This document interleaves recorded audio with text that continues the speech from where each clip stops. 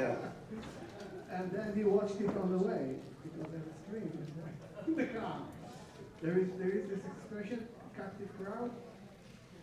So, yeah. Captive audience, yeah.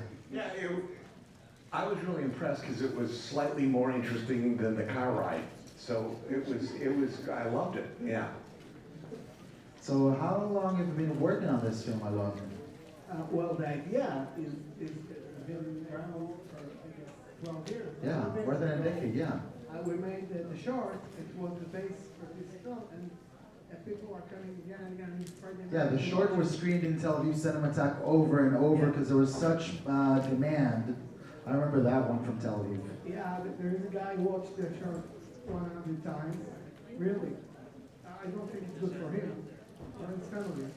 But I thought that you were making a short one and then you get $1 million and they you know, the flights are not fair and you don't get money immediately. You have to wait.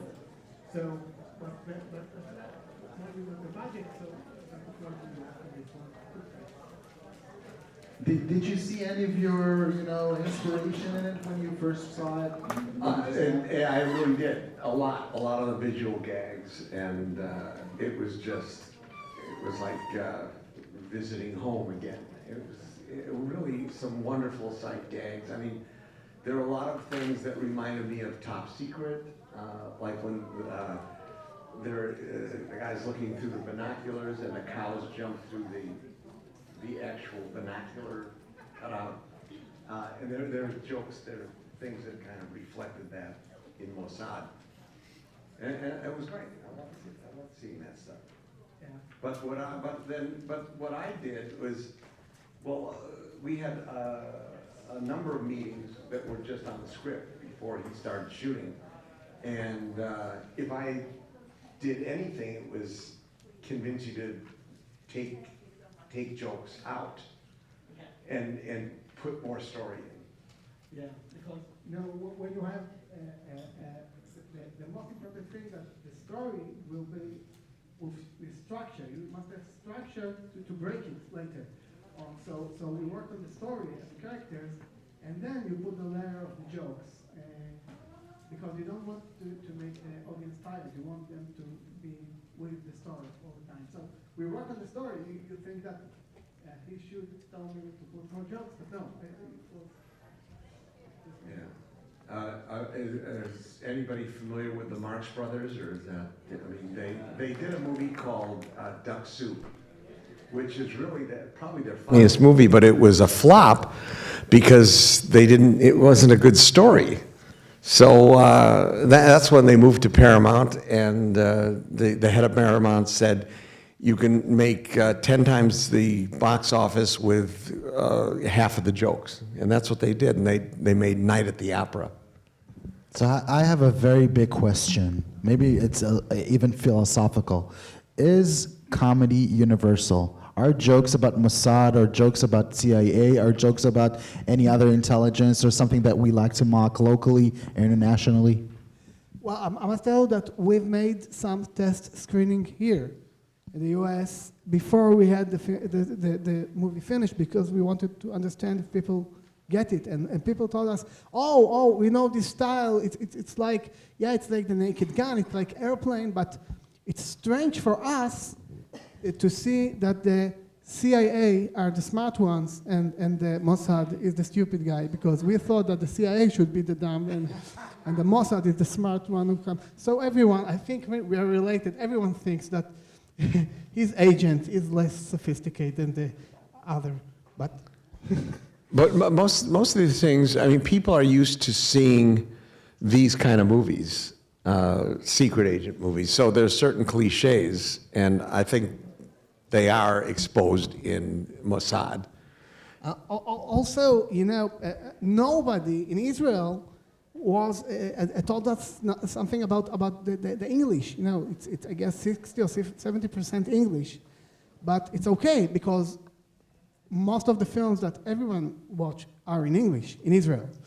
So it's like common knowledge. We all watch the same stuff. We know what spy movies are. When you see the lasers, you know that there are not strings.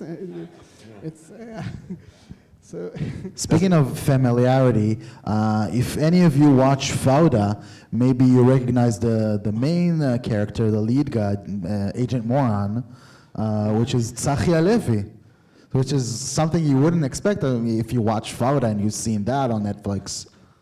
well, David Zucker is famous to make a comedy without comedians.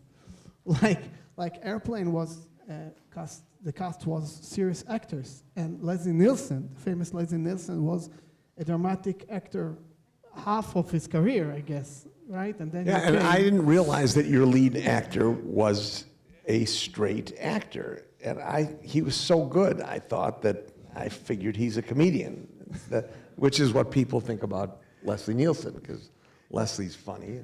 Tzachi always shooting people in television and movies. He made Bethlehem and Fauda and Mossad 101. There are lots of serious, all the time he's serious and killing people. So we said, don't change it, just do the same stuff with silly text and tell stupid things. And he got it, you know. He also grew on the Zucker brothers films. So he knew exactly what to do, just do the same.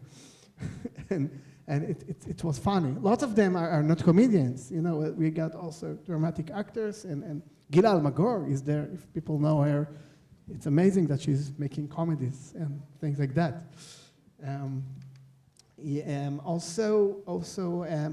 You know, when we destroyed the bridge, you saw the bridge destroyed. That's the bridge, the entrance to Jerusalem. Yeah, the entrance to Jerusalem. And when it was destroyed, people in Jerusalem applauded because they hate this bridge. It's like, yeah, it's like something. and using the menorah, you know, it's fun to take real things and tell people, put a more layer of jokes on it. The menorah is in front of the Knesset, and it's real.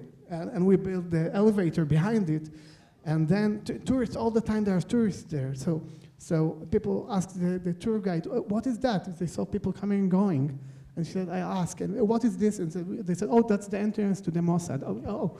Then he told it, and he said, oh, they're busy. Maybe we come in an hour, and we go in, they let us, because many people are coming in. I don't know if she came in, and the career was ruined. So this was mostly shot around Jerusalem? Yeah, mostly, yeah. And the Jerusalem supported, the Jerusalem Film Fund supported this film, unless we were shooting it in Tel Aviv. It's closer. So I have a final question for both, and then if you have questions, please raise your hand. What would you say is the most Israeli thing about this? What do you think?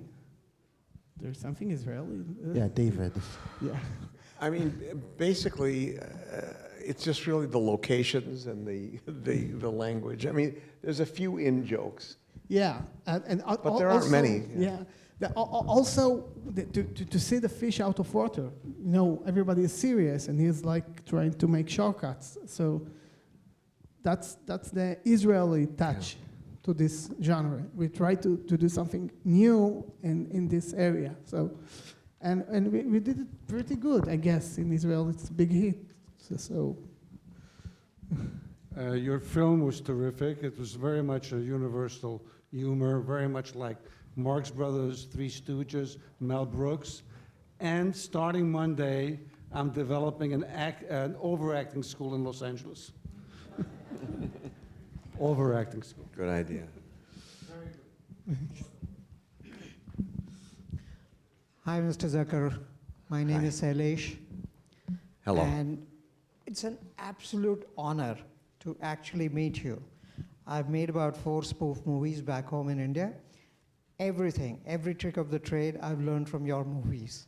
Oh, well, thank you. You can send the money to I'll give my address. Yeah. No, seriously, I mean, all the spoof movies that you've done, I have loved them so much. We actually, when we were pitching our movies, we created a presentation and said, this is how you make a spoof movie. Yeah. This is how you do it. These are the tricks. This reminded me so much of Hot Shots, actually. And I just have one question for you, which is, why haven't you been making any other movies like this? Well, it's a good question. I've been writing, have 2 scripts. I wanted to do Naked Gun 4. And but Paramount doesn't want to do in Naked Gun 4, the premise is that it's the son of Frank Drebin. And he becomes it's an international spy thriller. The only thing is that Paramount, who is the studio that owns the Naked Gun rights, they have also the Mission Impossible franchise. And so they said that's why they couldn't do it. But so we reformulated it, and we're calling it counterintelligence, spelled with a J. So and we're going out with it now. And then I also wrote with my writing partner Pat Proft, who wrote The Naked Guns, the scary movies. We wrote a film noir comedy set in the film noir world called The Star of Malta. So we've got that out. And then I'm also doing a television series based on basketball. So that's what I am working. So at least I think I am, yes.